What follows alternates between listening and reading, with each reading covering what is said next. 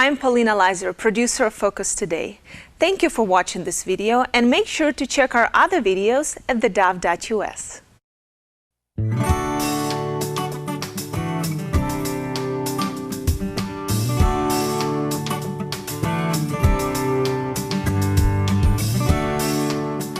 Welcome to Focus Today. I'm your host, Perry Atkinson, and what a delight to have back with us today Liz Peek. She's a columnist for FoxNews.com and Fiscal Times, and we value her time greatly. So, Liz, good to see you again. How are you today? I'm terrific. Thank you. How about yourself? Doing well. Thank you. Well, listen, big wins for Bernie and Cruz last night. What's your take?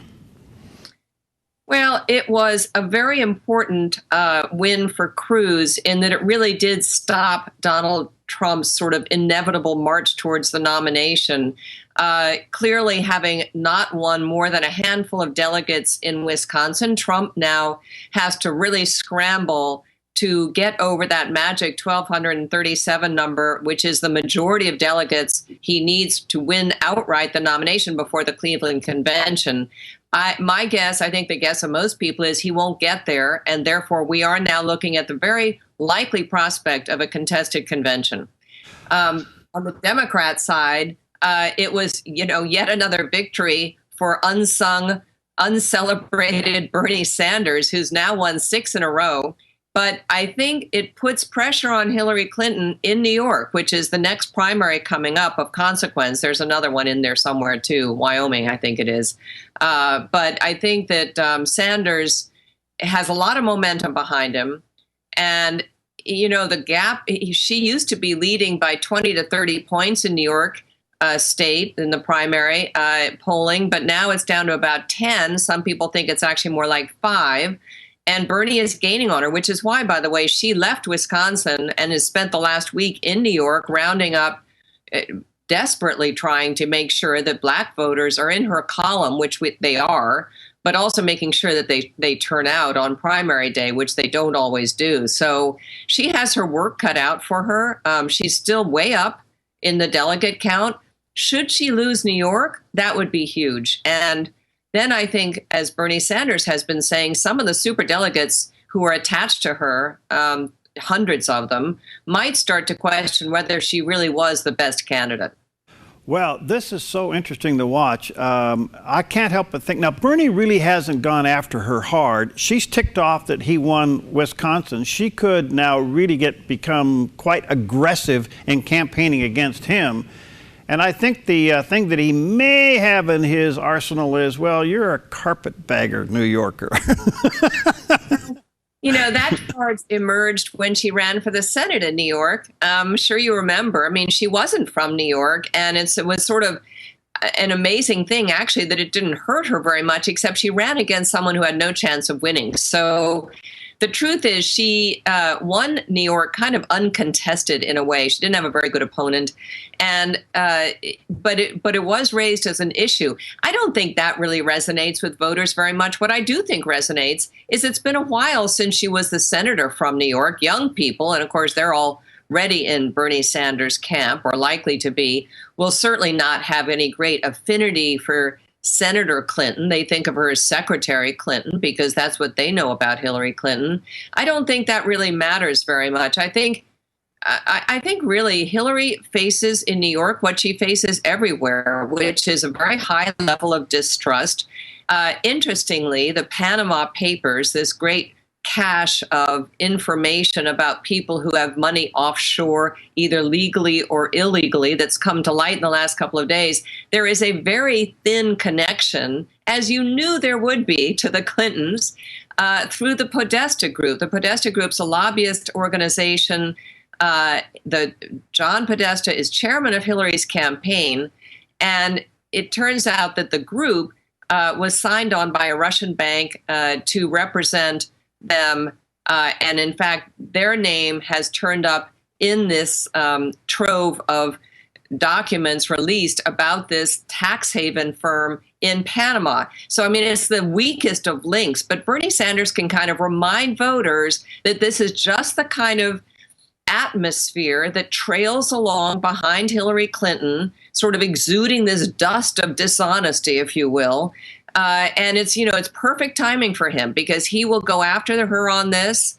And you're right, he really hasn't attacked Hillary Clinton personally. She pretends that he has, and it's the most ludicrous charge on her part. But the whole honesty and trustworthiness issue, this is Hillary's problem. And Bernie has yet more ammunition coming into New York to flail her with it. Well, I think New York and California, he's just going to unload. It's time for him to do it now. He's been kind of holding back. But if he can boot her out of her own home state, supposedly, her surrogate home state, that'll be major. Let me flip back over to the Republicans just for a moment. A lot of talk about what will happen at the convention. I would think that the Republicans would understand, at least the RNC would understand how delicate this could be if there was a walkout or Trump gets up and goes third party. I mean, it could just be utter chaos.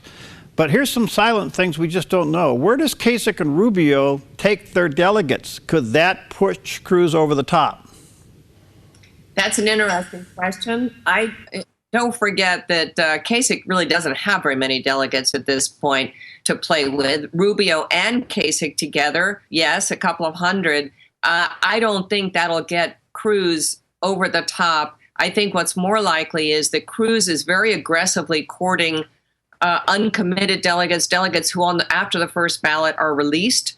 And so Trump's play is to get just enough, and probably he'll be within 100 or so delegates when the convention opens. He needs to attract that many to sign on for him, people who are not committed on the first ballot, so that he can win outright on the first ballot. If it goes to a second ballot, I don't think Trump wins because Cruz is very good at this kind of political manipulation, and his people are out there lining up delegates. I actually don't really know and don't understand what the basis for that wooing is, if you will, whether they promise the state more power in the Republican Party. I really have no idea. But Cruz is out there trying to get delegates committed to him on the second ballot or the third ballot, where, every state's different in terms of when you're released. And I think Cruz is more likely to win a contested convention. The real question is, will the GOP hierarchy, faced with a choice of Trump or Cruz, really rally around a third candidate altogether and disaffect voters of both those guys? It's not impossible because I don't think anyone really thinks Cruz is a terrific candidate. I have a piece out today saying, Trump may be the problem, but Cruz is not the solution. And I believe that. I don't think he's a terrific candidate in a general election. So it's really going to, someone called it a Donnybrook. I think that's exactly the right word. I think it could be really terribly messy. And unfortunately, the messier it gets, the more bruises there are, the more voters who will just simply stay home. And thank the Lord that we're likely to face Hillary Clinton because she's a lightning rod, and Republicans of all stripes do not want to elect Hillary Clinton. Well, I agree with you, and I just don't, as potentially controversial as this convention could be, I just don't think the RNC can afford to pull a shenanigan. And they're going to have to let it play out. And I agree with you. I think if it goes to second ballot, it's a different game. Yeah, and I think it might because, and again, it's all words like shenanigans and stuff are maybe appropriate, but don't forget there are rules here. And so as long as everyone knows the rules, everyone signed on to them, as long as they don't change the rules, and if by those rules some other person wins the nomination, I don't really think you can charge skullduggery or whatever word you want to pick. I think that's just kind of the way parties function, and this one has not been functioning well, I would admit. But up till now, basically everyone has continued to play by the rules. And Trump will storm out if he doesn't get it, absolutely. But then what do his voters decide? What do his followers decide? Do they just stay home and let Hillary Clinton become president? I hope not. So let me ask you this: where do you think the Republicans, how do you think that they'll fare in New York and California? I think in New York, Trump is clearly ahead, but my gosh, it's day to day what kind of wounds he inflicts upon himself. And I think, well, my guess is he will win New York, but by not much margin. And I say that because I think Cruz is closing well in a lot of different states. This may not be one of them. This is not a good state for Cruz. But again, we saw in a matter of 2 weeks how Trump really hurt himself. And I think because, by the way, there were some demographic issues such as Wisconsin being a slightly more literate and slightly more religious state than some of the others that probably hurt Trump and helped Cruz. But it was a state that Trump should have won and was winning at one point. So I think we've seen that these gaffes and indications of a lack of seriousness really have hurt him on the campaign trail. There's a lot to admire about the Trump campaign. A lot of issues have been brought out into the public and discussed only because of Donald Trump. And I give him a lot of credit for that, as I give him credit also for bringing a lot of people from the Democrat column into Republican polling places.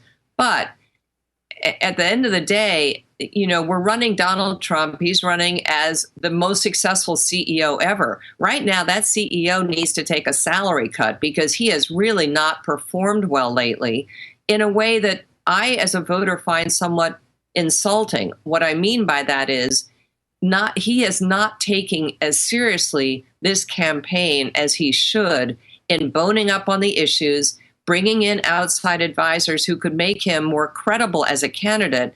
And this whole fiasco in Wisconsin where he didn't even know that these conservative talk show hosts were likely to be hostile to him, that was just bad campaign work. And it's not his campaign staff's fault. He has like 7 people on his staff. It's time to bulk up, spend a little money, and get serious. And he just, right now he just hasn't done that. So long-winded answer, I apologize. But I think New York could be tighter than it should be. Interesting, because I think you echo what a lot of people are saying, and that is they don't necessarily like him, but they like what he's doing. That's exactly right. He's boorish, he's insulting. I mean, he's not someone I want to have for dinner, but but I like the fact that he's energized a lot of people who are tired of the status quo. I just wish we had a better person doing that, honestly. Yeah. Well, thank you, Liz. I know your time is tight, and we value it greatly. Let's stay in touch. We got a couple more to go through, and I just think it's still an unknown. I think we go into the convention, we just don't know yet, and Hillary still got this FBI thing hanging over her head. You couldn't sit down and write this stuff. There will be, you can just bet, there are going to be so many books written about this campaign, and none of them will it be as crazy as the reality. That's great. Thanks for your time. Good to see you again. All right, we'll be right back. Thanks so much for having me. Okay.